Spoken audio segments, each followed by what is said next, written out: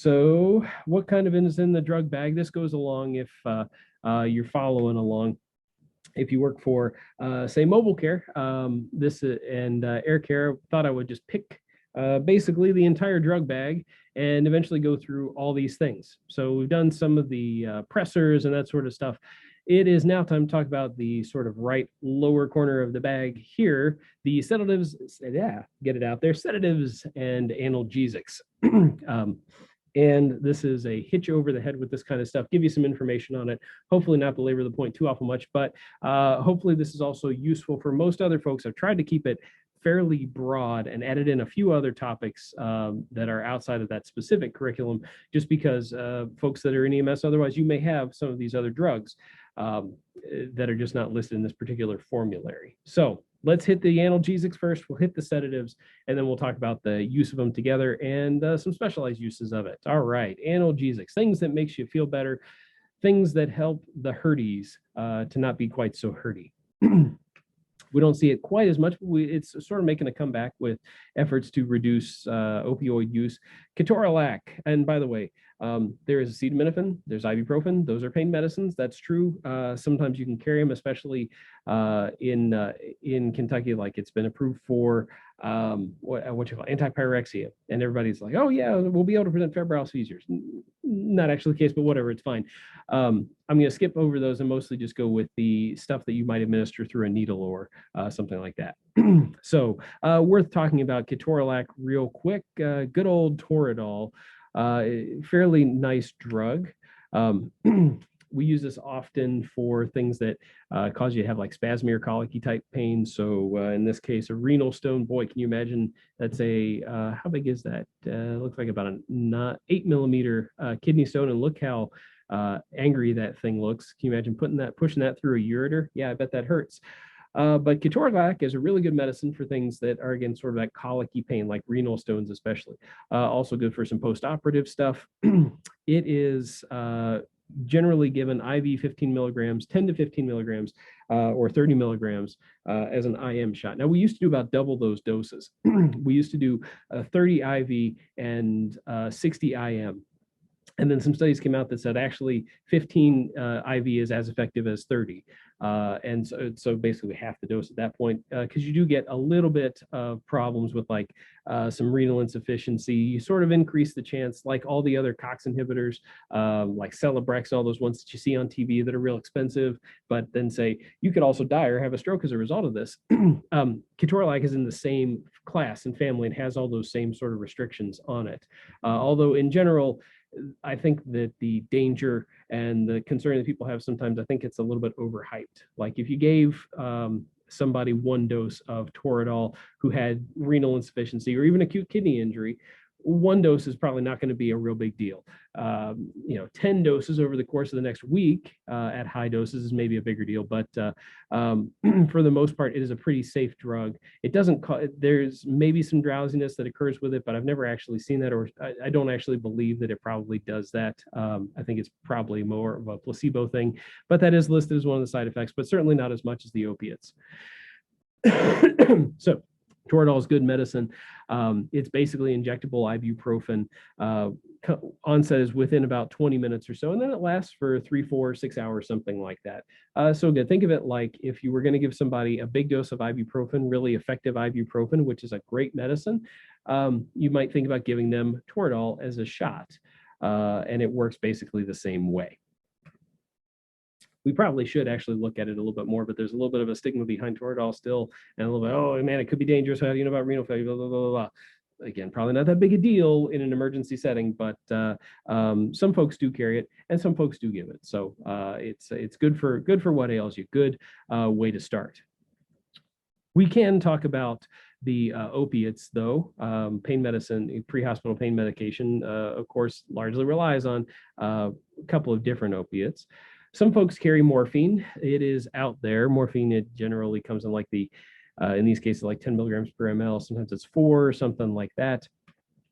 Morphine is one of the older known pain medicines. It was only actually first isolated in like 1800 or something like that. But, for probably 1,000 years, we have known that if you chew up a poppy seed or chew up a poppy plant, that you can get some pain relieving medicine from it. That's been out there, but it was only isolated in like 1800 and really wasn't all that commonly used, but really took off at about 1850, not because morphine suddenly got a lot better, but because we invented hypodermic needles. And all of a sudden you could get morphine into somebody really effectively. And so, yes, then the idea of using morphine for pain became really a lot better. It can be given in lots of different ways. You can take it orally. You can give it IV, IM, sub-Q. You can give it orally. You can give it rectally. It takes about 5 minutes if you give it via the IV route to really kind of kick in, sometimes a little faster than that. And then in my experience works for about 3 hours or so, and then it's kind of worn off at that point. Sometimes a little bit more, 4 hours, something like that. It is natural, by the way, meaning that you get morphine itself, you extract it from the resin of a poppy hay, which is still a natural product. So it's still got some of the side effects, or a lot of the side effects that happen with the opiates, a little bit more than some of the other ones, like the itching, the histamine release, that kind of stuff, nausea. But generally speaking, it's pretty good medicine. And that's why it's been around for hundreds of years, because it works. It's effective pain medicine. Like it's got some itchy, it's got some vomity kind of stuff, and make you feel a little dizzy. But for the most part, morphine is a pretty good pain medicine. And the dose of morphine at the proper dose is an effective means for a lot of analgesia. Again, things to think about 5, maybe 10 minutes on, wears off in about 4 hours or so. If you're not carrying morphine, there's a good chance you're carrying fentanyl. Fentanyl looks something like that again there. Fentanyl is a synthetic product, more concentrated than, or not more concentrated, more potent than morphine, but acts in basically the same way. All these opiates, they're all going to act on mu receptors, and they're all going to kind of do the same thing, generally speaking. It's just a question of like what dose and what the side effects are. Fentanyl's nice. You can give it IV or IM. You can give it intranasal. And the really important to point out here, the intranasal, I think we forget about this, bioavailability is like 90% of what it is IV. So it's still 90% effective if you just squirt it in the person's nose, depending on how much stuff, snot they've got in their nose. It's really effective at basically the same dose IN. So if you got a little kid that doesn't want, you're having a hard time getting a needle in their arm, or they get really freaked out about it, but they've got a broken leg, you can give them intranasal fentanyl at basically the same dose and have it be basically just as effective. That's good stuff. That works for adults too. If you were given like super high doses, then you might have to think about it more, but the concentrations of it that we usually give allow it to be given intranasal at an effective dose. You may see this sometimes come in like epidurals. If you're doing critical care transports, you may pick up, somebody that for whatever reason has a PCA, like an epidural PCA that sometimes has fentanyl in it, sometimes got Dilaudid in it. And then there's the guys with the transdermal patches, which not anything that we're going to be putting on, but somebody that you might encounter with it. And it literally is just absorbed through the skin. Generally speaking, fentanyl is a great EMS drug as far as I'm concerned because of its properties. It is really quick to work. It's not like 10 minutes later the person gets good relief of their pain.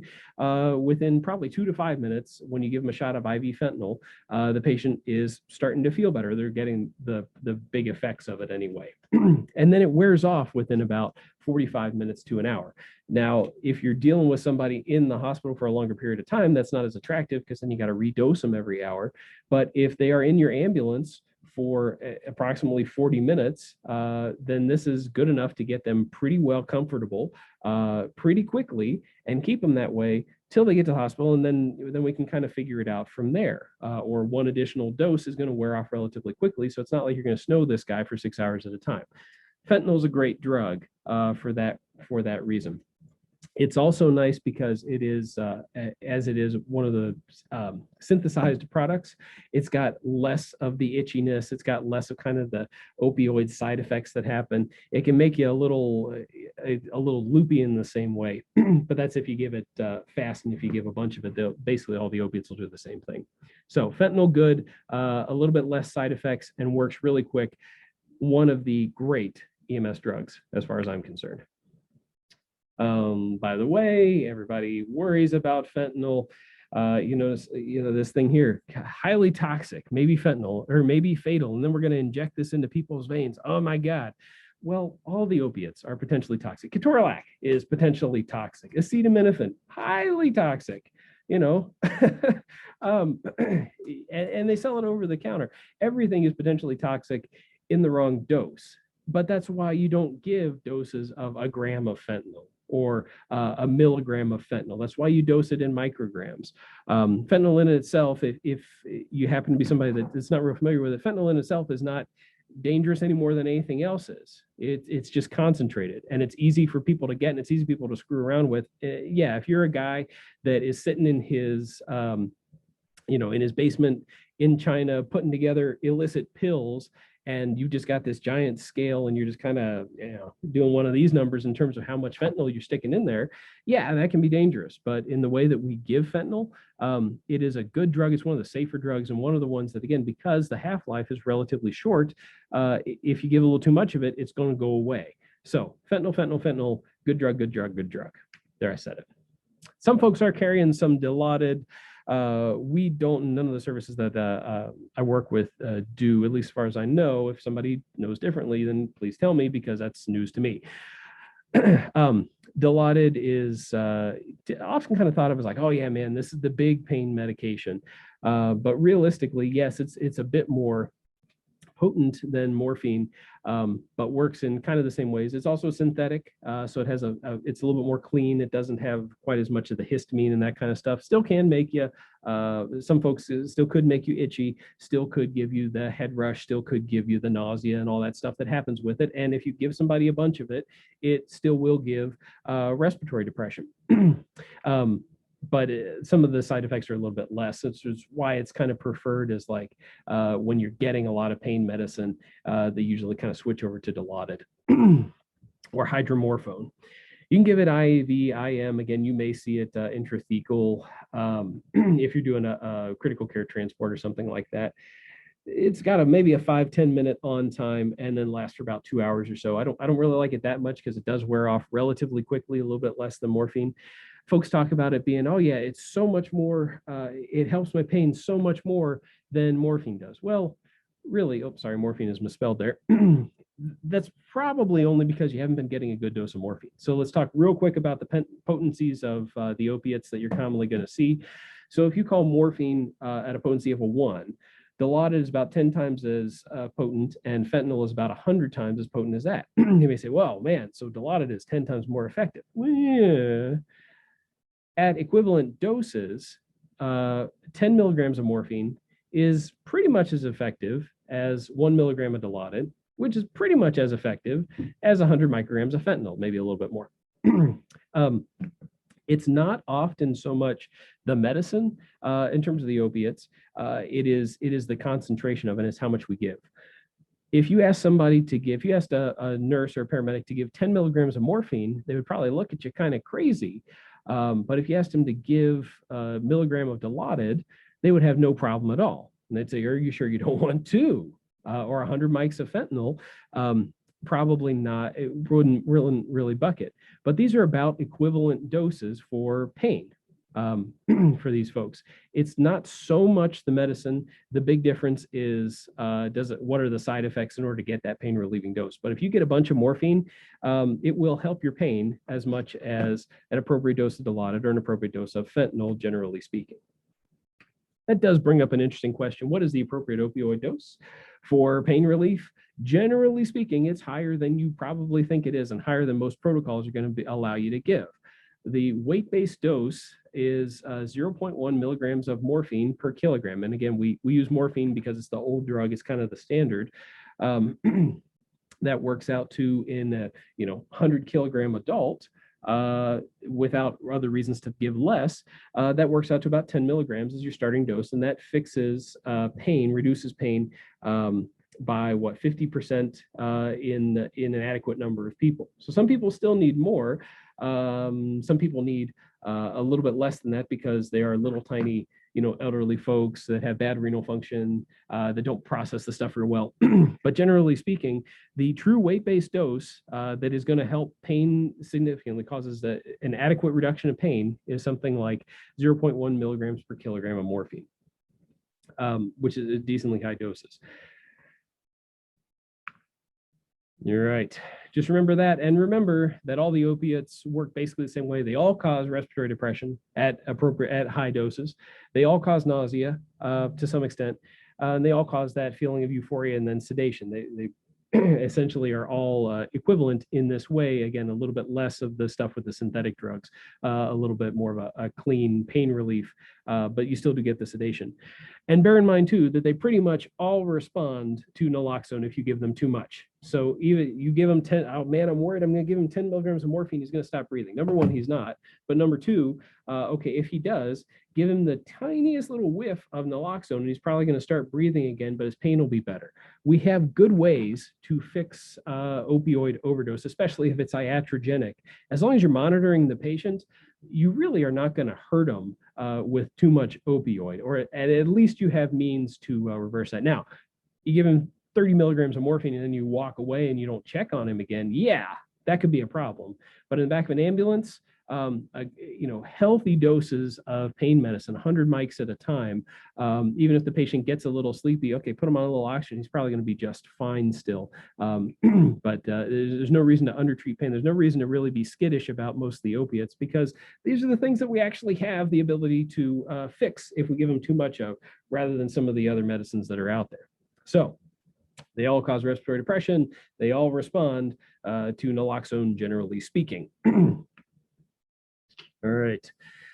Let's talk now. That was the analgesics. Hopefully that is just a brief run through with it. Let's talk about the sedatives. Sedatives are a little bit more complicated. There's a few more choices here, and there may be a little bit more of a flavor that you want to kind of give to these things. So when might you need sedatives? Well, it could be this guy who's fighting and kicking, brought in after a head injury, or maybe he was in a bar fight, or maybe he was in a car wreck.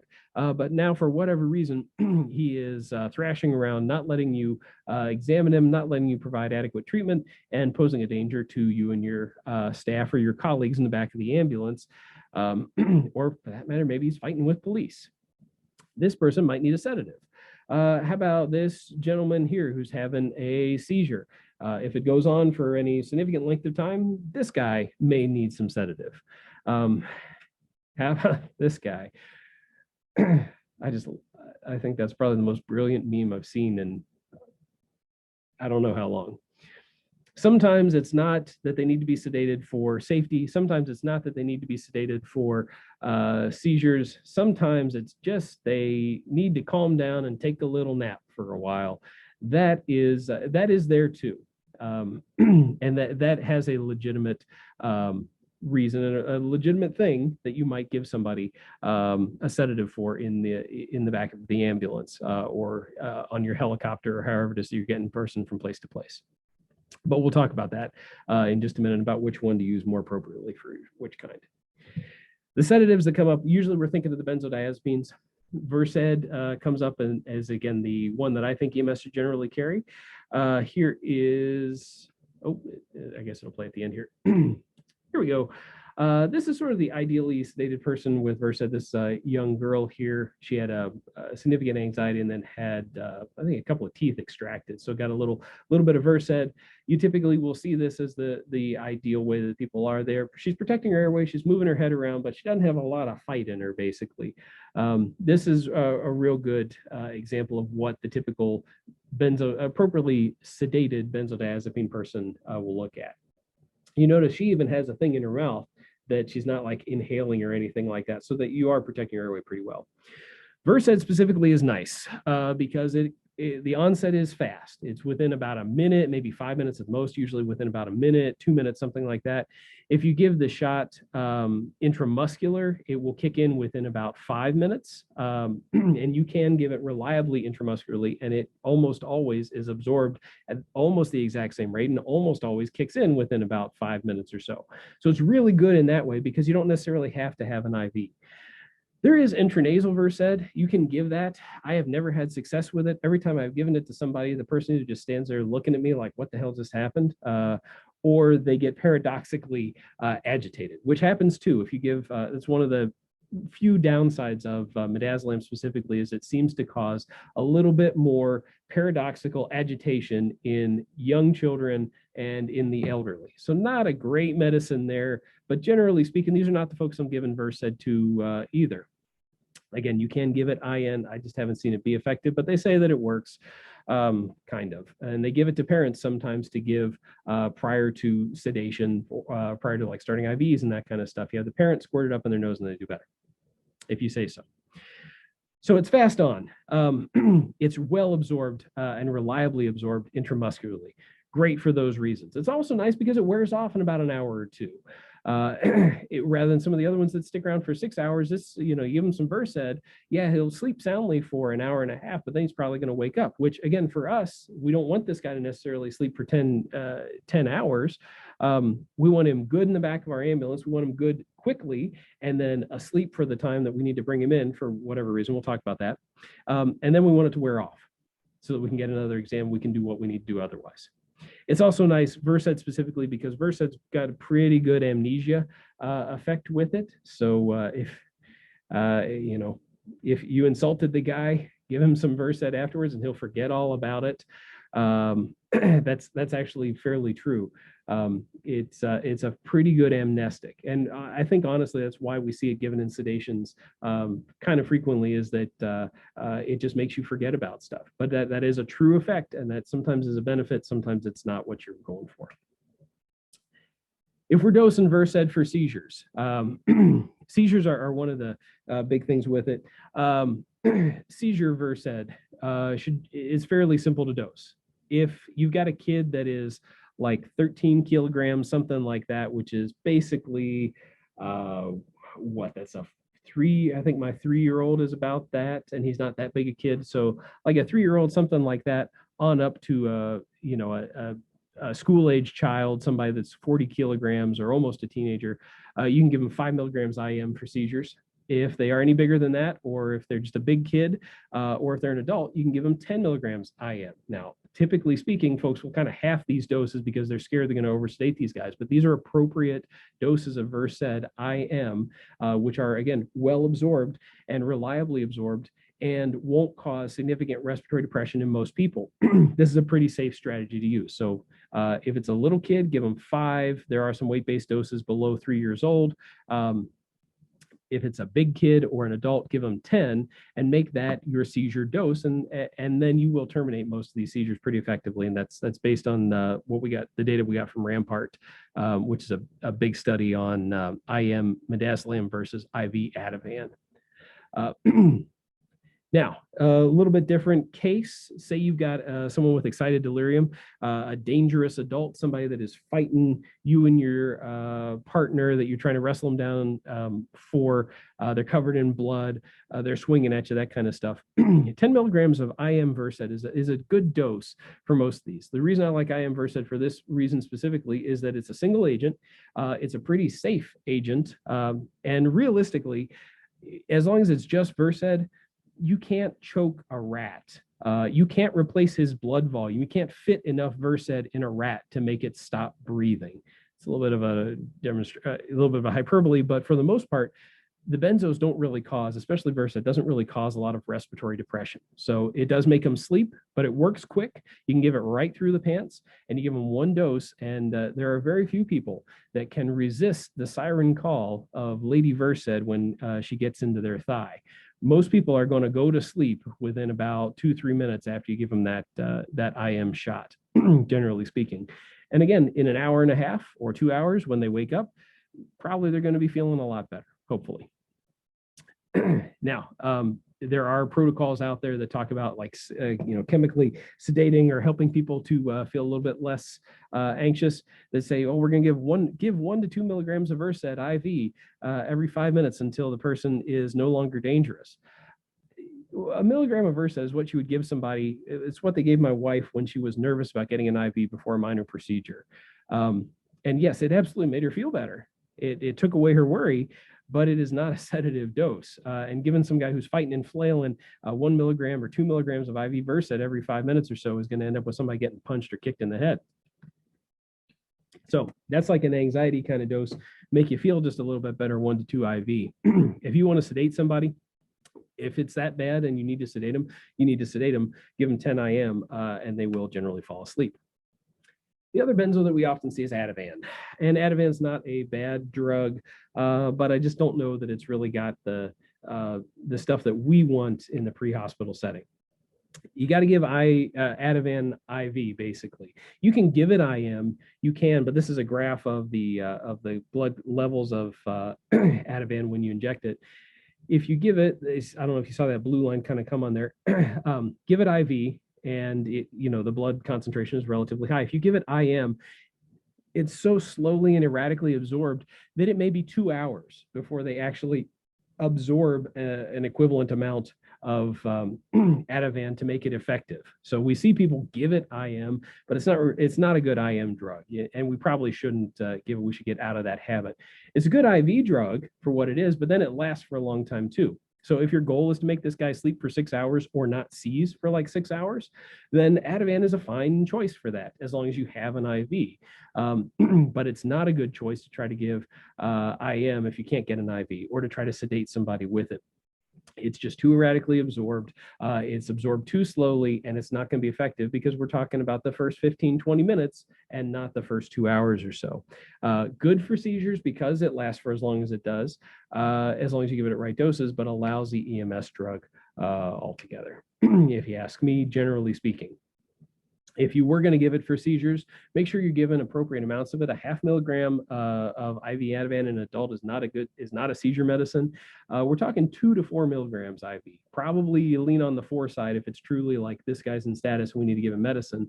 4 milligrams is about the truly appropriate dose if we're going to end this seizure kind of right now. You could start with 2 and then give another 2 in just a couple of minutes, as long as you're actually doing that. But just because somebody doesn't stop seizing after your first 2 milligram dose of IV ativan, it's kind of a wimpy dose to start with. And I wouldn't necessarily call that a failure of treatment at that point. There is PEDS dosing, of course. The other benefit to it may be for somebody that you just need to have sleep for a little bit. Somebody that maybe is anxious about going someplace in an ambulance or in an aircraft or something like that, or a little old lady who is somewhat combative and, not like dangerous, but like pulling at stuff or like trying to get her IV or something like that. And you just need her to literally take a nap so we can get her down the road a little ways. This may be a good drug. It does last for a little bit longer. In elderly folks, it can last for a lot longer. So you got to be a little ginger on the dosing of it. But if you just need somebody to be calm and kind of sleepy for a couple of hours, or again, not seize for a couple of hours, ativan's a reasonable choice. I sort of mentioned it before, but in terms of the sedation of the dangerous patient, ativan's a terrible choice. The B52 that folks kind of get in on sometimes, 50 of Benadryl, 5 of Haldol, and 2 of ativan. Not great. First of all, you got 3 different drugs that all have not zero side effects and can interact with all the other crap this person's probably taken. Second of all, you got to put all those 3 drugs together. Third, again, the absorption, the use of ativan, especially if you're trying to give this IM, is just lousy. So get away from the B52. Not a good medicine from our standpoint. If we're trying to keep people safe, you want to keep somebody safe, go ahead and drop that single agent bomb, the midazolam. They will sleep, generally speaking. If you got to give them a little more in a minute, that'll give them fine. Give them a little more in a minute. But go for a single agent rather than 3 things that are all going to kind of mesh together and could potentially make the side effects of whatever else the hell it was he took worse as well. All right, we're almost done here. We can't mention the sedatives without mentioning etomidate, which is the typically RSI sedative. And that's usually what we use it for. Sometimes use this for like procedural sedation in the ER, but generally speaking, etomidate's real nice for RSI because it kicks in so fast. 30 seconds, the patient is sedated, and that's good. And then it wears off in about 5 minutes or so. So you do have to bear that in mind if you have the ability to use sedation for intubation or for RSI. You do have to remember that by the time you got that tube in, the etomidate is going to be worn off.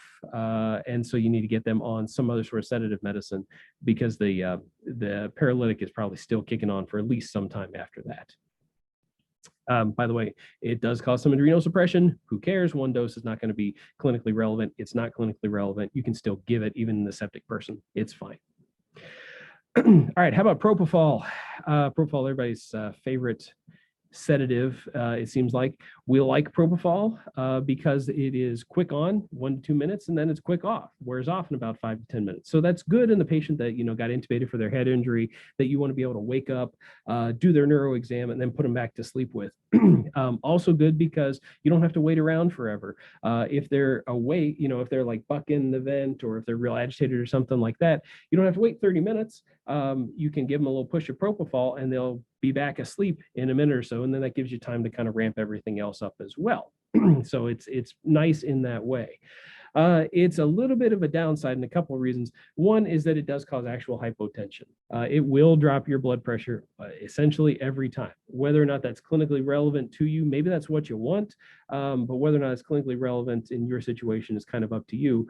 But in your polytrauma patient or something like that, putting them on a propofol drip afterwards almost certainly is going to drop their blood pressure, not only because they are now sedated, but also because it causes some vasodilation. So it will actually do that itself. It's coming. If you don't care, okay, fine.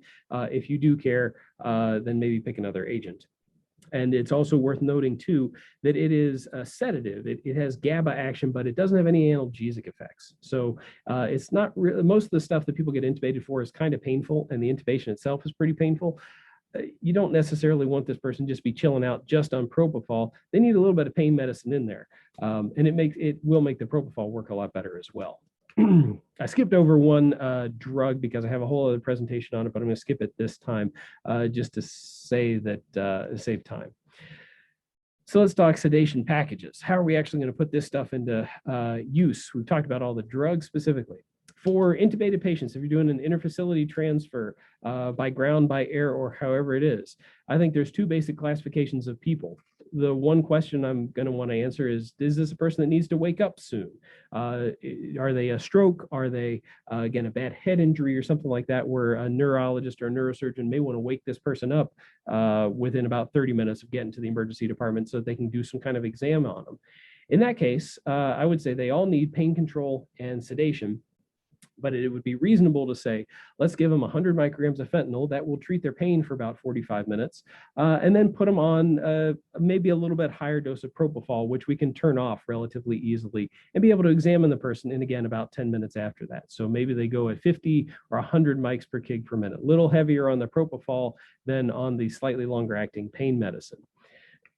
If there's no need for this person to wake up anytime soon, if they're got intubated because they are hypoxic, and we're not going to try them off the vent, we don't really need them awake for anything that we're going to be doing for them, I would probably give these folks big doses of fentanyl to avoid the side effects of the propofol, and then just a little bit of propofol, a little whiff of propofol in there so they don't get hypotensive, and to kind of keep them down a little bit. But for the most part, I'm treating these people's pain. And by the way, you could go with a strategy of just big doses of fentanyl. I'm not an anesthesiologist, but cardiac anesthesia, when we did our little rotations through there, was basically based on overdosing them with fentanyl once they were intubated. Not overdosing, but appropriately large, like 500 mics of fentanyl at a time. Why? Because it makes you sleep and it takes away your pain. And once you got a tube in place, a big dose of fentanyl is not going to hurt anything. A big dose of propofol may make you hypotensive, so you kind of shy away from it. But go with bigger doses of the analgesics, generally speaking, and lighter doses on the sedative if you don't have to wake these people up. That's a little bit different than the excited delirium patient. And I think I've got like 3 slides left here, so don't worry, we're finishing up. The excited delirium patient, or the dangerous patient, the person that is waving a knife around at you, or that the cops, and we can talk about this at some other point, that the cops are, restraining because he's super high and a danger to himself. You got to get that guy calmed down. You got to get that guy calmed down expeditiously, because the longer he thrashes, the bigger the chance that he hurts himself, hurts somebody else, or gets beaten with a club or shot with a gun. So you got to get that guy down if you are responding as a medical responder for that reason. And for that, I would say pick one of two different things. One, again, my favorite is I give this guy 10 milligrams of IM Versed. Give it with a big needle into his lateral thigh through his jeans. No need for sterility here. And that will work for, again, most people, even big guys.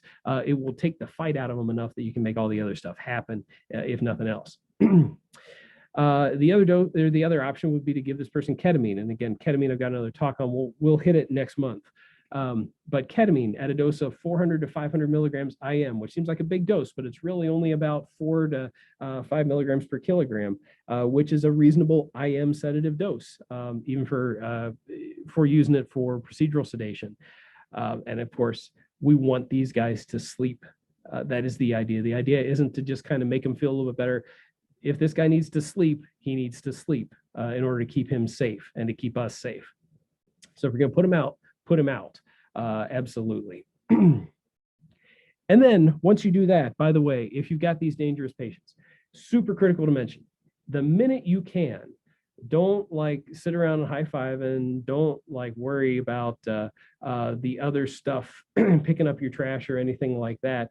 The minute that you can get this guy on a cardiac monitor with an end-tidal CO2 monitor with a pulse ox, and keep his head abed elevated, you got to do that.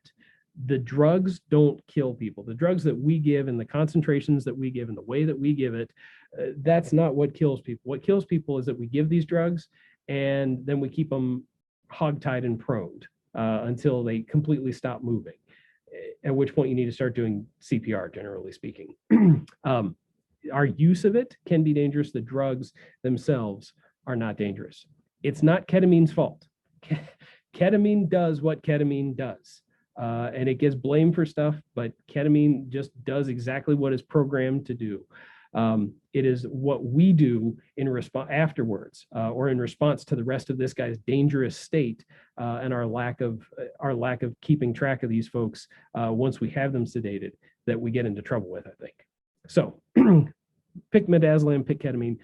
But again, remember, the drug's just going to do what the drug's going to do. It's up to you to keep the person safe afterwards.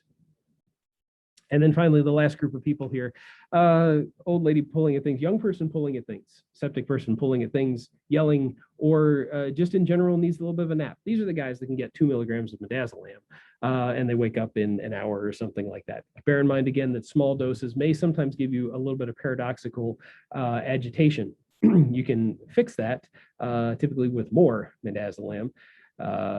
But sometimes it can be kind of a lot. They get a little bit drunk, they get disinhibited. It's not so great.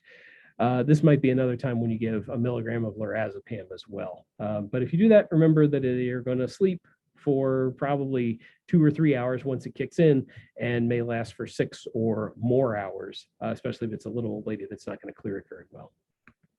And same thing stands. As soon as you give them medicine, you need to make sure they're monitored. You need to have a pulse ox on them. You need to have end-tidal CO2 in the head of the bed elevated, so if something does happen, they are safe. Mentioned ketamine a little bit, and we'll hit it not in a few minutes, but let's say in a couple weeks when we come back, because I'm just out of time today because I talked too much about stroke. It happens. All right, the real quick summary. Number one, the fewer things that you can give to a person with the same effect, the better, generally speaking. Adding a whole bunch of medicines all at one time and making a cocktail just introduces the chance that you're going to mess something up, or you're going to have a drug-drug interaction, which is not great. So if you got one agent that works, use that one agent. It's Versed. A little too much opioid is pretty easy to fix. Fentanyl and midazolam are the EMS drugs. If I could pick just 2 things to have, even if I had to pick, like, should I give them ketamine? I would say no. If I had to pick 2 drugs, it would be fentanyl and midazolam. They're great EMS medicines, and we can get them to do a whole bunch of stuff. Propofol always drops blood pressure, but it goes away pretty fast, so just be aware of that. And then analgesia, given big doses of sedative medicines to pain medicines to intubated patients, is a reasonable choice. But giving just a sedative medicine without any pain medicine is not as cool, and I don't want that to happen to me. So if you pick me up, give me a big dose of fentanyl, and I promise I'll stay quiet through the entire transport.